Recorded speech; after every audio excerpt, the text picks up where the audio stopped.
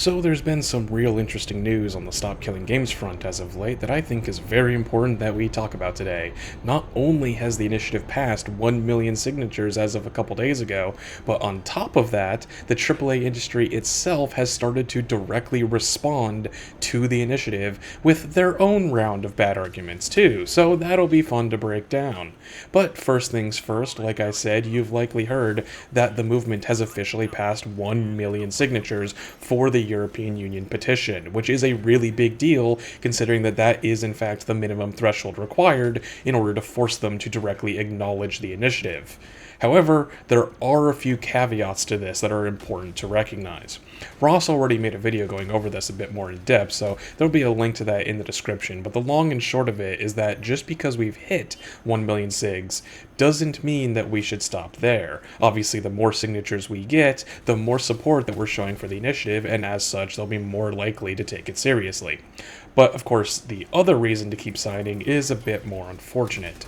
Based on some cursory Googling, it appears that historically, upwards of about 20 to 30% of signatures tend to get thrown out of these petitions during their verification process. And it's kind of impossible to know for certain just how many signatures are going to get thrown out. After all, keep in mind, this isn't just a basic change.org thing or anything like that. This is an official government-ordained petition. So if you enter any of your information incorrectly, such as, say, misspelling your name or address or whatnot, then your signature is going to get thrown out and not counted towards the total. Similarly, if you live outside of the EU and you think that you're being clever by using a VPN to try and be able to sign the petition anyways, that is also going to get your signature thrown out. And it's also important to recognize that it is literally a crime to knowingly falsify information on a government website like this, so don't do that. But yeah, so for all we know, we could have a massive amount of signatures that were created due to things like VPNs and bots and whatnot, because people just wanted to try and help the initiative reach its goal during these final moments. But unfortunately, anybody who's been doing that are only harming our chances of actually getting this thing passed, because during the verification process, they will almost certainly catch all of those fake signatures and just toss them out. So yeah, let's try to keep everything above board. If you don't live in the EU, don't try to get around it and be clever to try and sign the petition. I must repeat, it is literally illegal to do that, and your signature will get thrown out. So let's just focus on trying to spread the word and help get more people that actually do live in the EU to sign it. Right now, things are at around 1.2 million signatures at the time of recording, and based on those statistics I mentioned earlier, we really want to play it safe with a margin of like 40% or more in order to actually guarantee that we'll have enough signatures after the fake ones and the bad ones get thrown out during verification. So the real goal is going to be trying to get to 1.4 or even 1.5 million signatures by the end of the month. But like I said, it's impossible to know for sure just how many we're actually going to need, so the more the better. So yeah, while passing 1 million was a huge deal, it is not over yet. But the good news is at least that at the rate things are going, I do think that it is very likely that we're going to reach past 1.5 million by the end of the month, if not vastly surpass it. After all, there are still over 3 weeks left to keep getting those signatures. Now, like I said, we do have one other big piece of news worth touching on today, because it seems that the AAA industry themselves have actually started to directly comment on the Stop Killing Games movement. There is a group called Video Games Europe that put out a statement in regards to Stop Killing Games. If you look at the list of who the group represents, well, we pretty much have all of the big players here. It's being led by a representative from Warner Brothers Games, and it features people from Epic, EA, Activision, Embracer, Microsoft, Nintendo, Sony, Take-Two, Ubisoft. Basically, if it's a major AAA company, they are probably directly or indirectly part of this lobbying group. Now, they haven't said a ton so far at the time of writing, but they did put out an initial short statement directly in response to the Stop Killing Games initiative. So I figure we might as well read through that now together and see if they put forward any decent arguments or statements against it. We appreciate the passion of our community. However, the decision to discontinue online services is a multifaceted, never taken lightly, and must be an option for companies when an online experience is no longer commercially viable. We understand that it can be disappointing for players, but when it does happen, the industry ensures that players are given fair notice of the prospective changes in compliance with local consumer protection laws. So, with this first paragraph alone, we have a couple of major points to tackle. First things first, they really started things off by essentially saying the whole "you can't expect companies to support games forever" argument, just in much more flowery language. I will keep repeating as many times as it takes for people to understand. Stop Killing Games is not, has not, and will never be about trying to force companies to directly support their games indefinitely. We are not trying to say that you have to keep all of your servers online until the end of time. That is an obviously ridiculous demand and completely unrealistic to implement on any level. All that Stop Killing Games wants is for developers to have a viable end-of-life plan for any game that does rely on things like online servers and other kinds of services like that. Essentially, what we want is for things to have more support for things like community-ran servers, peer-to-peer connections, and or support for local area network or LAN-based hosting. These kinds of implementations allow for a form of online infrastructure that does not rely on any kind of servers that the developers would have to maintain themselves, and as such allows for people to keep playing the games that they purchased themselves virtually indefinitely as long as they're willing to maintain their own servers personally. And at the very least, it's incredibly dumb that games like The Crew, for example, have significant single-player components and yet are still rendered completely unplayable when the servers are shut down. So some games might not even require any kind of additional online infrastructure. It would simply literally require them to just not take away the single-player component when they're shutting down the servers. Things like that are clearly examples of just destroying games for no good reason. Now, the second part of that paragraph is also pretty juicy because they're talking about consumers being given quote-unquote fair notice in accordance with local consumer protection laws. And well, to be frank, it's the local consumer protection laws, or the lack thereof, that are exactly the kinds of things that we want to change. A lot of these companies get away with putting really absurd statements in their terms of service that say things like, we can revoke your license to this game at any time without warning. And the problem here is that that's currently legal for them to do. I mean, hell, I think Ross put it best in one of his recent videos. Our problem is not with licenses failing to inform people. Blizzard says they can take away your purchase for no reason. That sounds pretty clear to me. Our problem is those terms are so hostile to consumers and the medium that they should be taken off the table entirely. This needs regulation. Forget video games. If you look at basic commerce for hundreds of years, when you paid money, you either got to keep what you paid for, or if it was a service, you were told when your access ends. The vast majority of online-only games do neither of those. The games industry is trying to upend basic commerce. That is the real problem here. These companies are able to freely just decide unilaterally that actually no, you're just purchasing a service, not a good, because we said so, despite the fact that the game is being sold as if it was a good, and the consumer is given no clear expiration date on when that service is meant to end, and they're explicitly told that the license can just be revoked for any arbitrary reason at any time. It'd be like if a car company decided to sneak into their terms that actually, the car you're purchasing is a service, and at any time, we can simply decide that the car can drive itself out of your garage and force you to lose access to it permanently. If it was legal for companies to do that, you can bet your asses that they would, and people would want it to get changed. The problem isn't that we mistakenly think that it's illegal for companies to take away your purchases like this. The problem is that it should be illegal. And that was just the first half of their statement. Let's move on to the rest, I guess.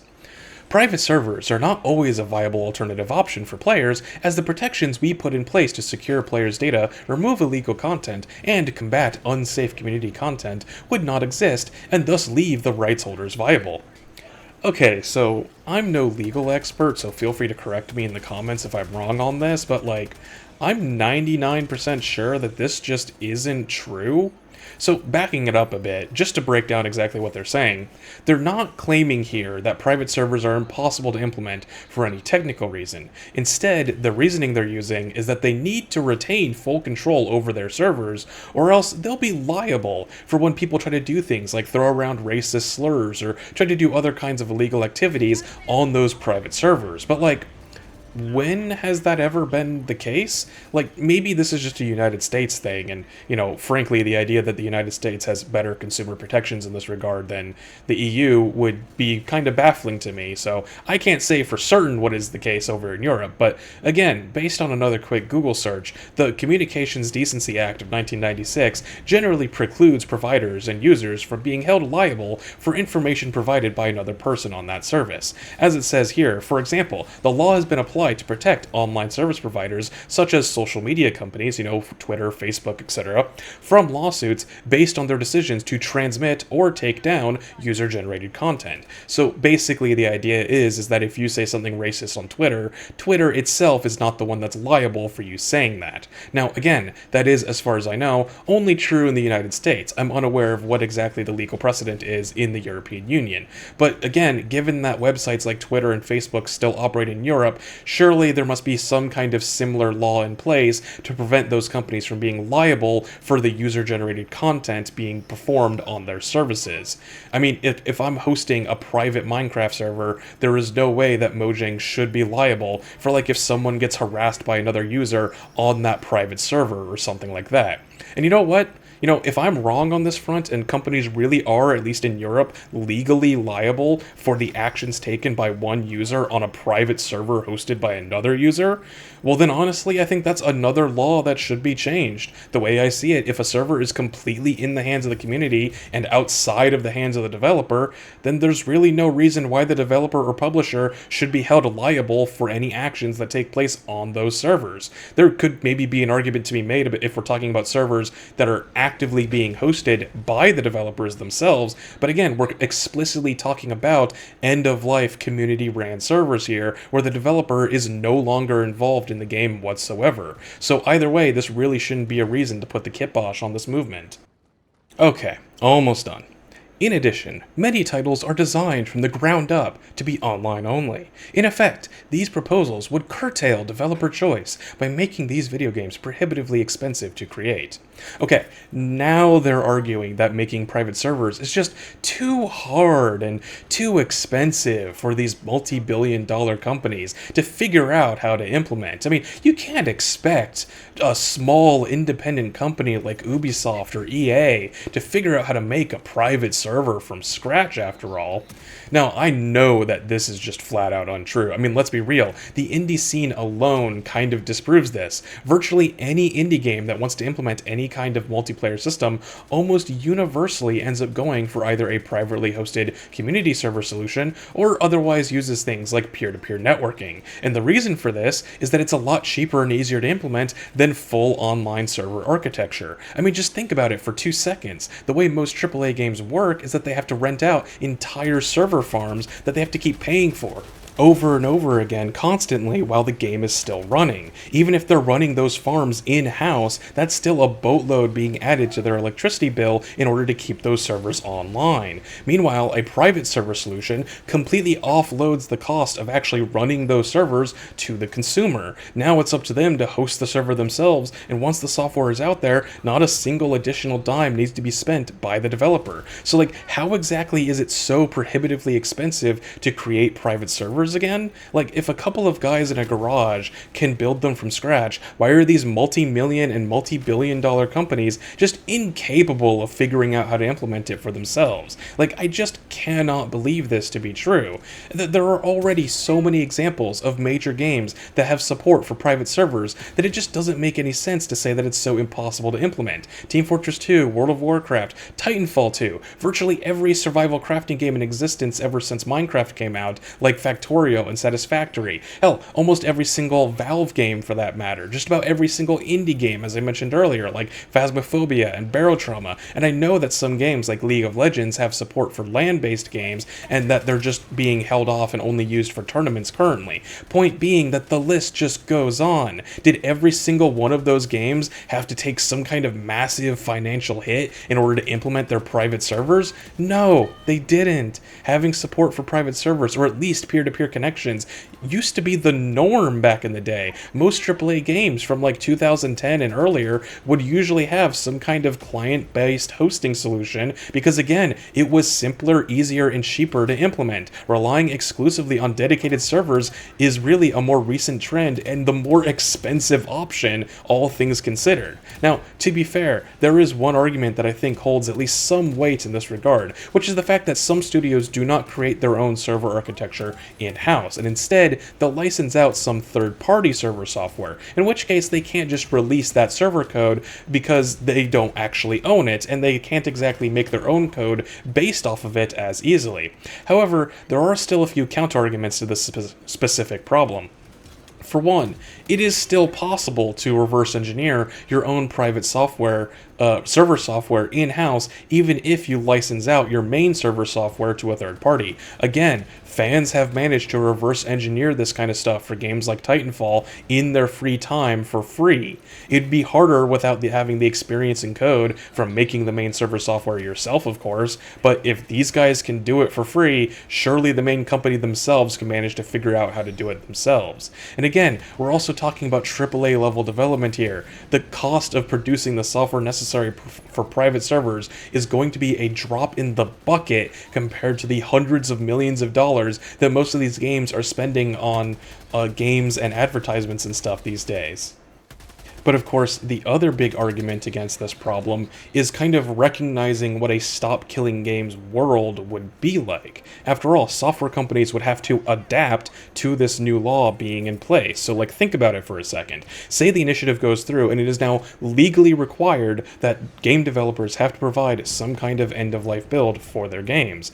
If they're shopping around for server software to purchase, then why would they knowingly purchase server software that they know cannot be used legally or otherwise to easily convert to a community server solution when at the end of the game's lifespan? Software companies that don't allow for these kinds of implementations are just going to end up losing a lot of business. And so say a competing software company decides offering similar server software solutions and also offers solutions for end-of-life builds as well. Well then, those companies would be the ones drawing in tons of new customers as all of these game developers flock to them instead of the companies that aren't offering end-of-life solutions. And so that would in turn encourage the other server software providers to do the same until just about anyone doing business with a gaming company is going to have to also be providing and taking into account end-of-life services as part of the deal just by default. Because, I mean, what other option would they have? Because I guarantee that not being able to sell your games in software in Europe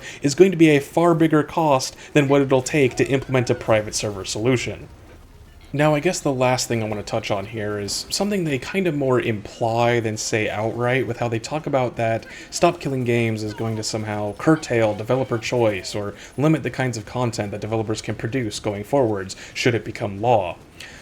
Nothing about the initiative is really about the content of the games themselves. All we care about is making sure that we can keep playing the game after the studio shuts down the official servers, especially when you consider that, honestly, very few games really rely on their live service nature as part of the main appeal, at least in such a way that private servers would somehow ruin that. Like, obviously lots of games are online live service games, and that's core to the functionality of the games, and that they get regular updates and whatnot. But what I mean is, like, the moment-to-moment gameplay often has nothing to do with the live service aspect. If you take a game like your typical Call of Duty or Monster Hunter or whatever, those games would operate just fine without getting any additional updates if they were being run through private servers. Those live service updates really only exist to keep trying to draw in new players, as well as to try and get people to, spend money on microtransactions and things like that.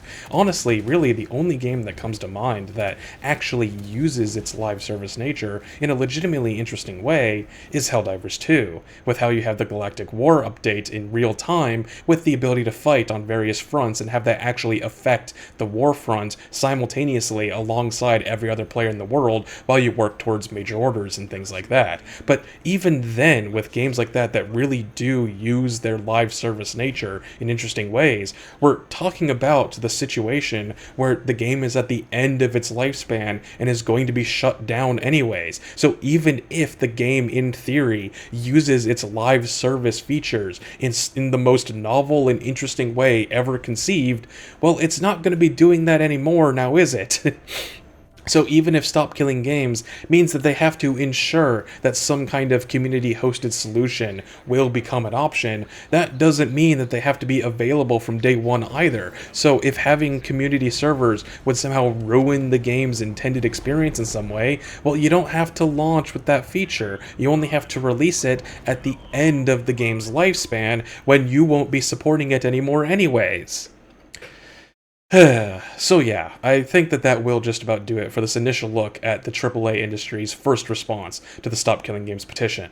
Naturally, while I was scripting and recording this video, I discovered that they have now put out a much more lengthy and in-depth position paper, as it's apparently called, to further explain and justify their position on the initiative. So over the next few days, you can look forward to me reading through that and dissecting that whole document as well. I mean, I was able to say this much about just 2 paragraphs. I shudder to think about how much I could ramble on about 5 whole pages, but I think that will be something to tackle for another time. For now, as always, I'm happy to continue the conversation in the comments down below. Feel free to weigh in on the discussion and let me know what you think of that position document if you feel like reading through it yourself. I'll make sure to link it in the description so that everyone can see it for themselves. But for now, thank you all for watching. If you liked the video, make sure to leave me a like, subscribe to see more content like this in the future, and I hope to see you all in the next one.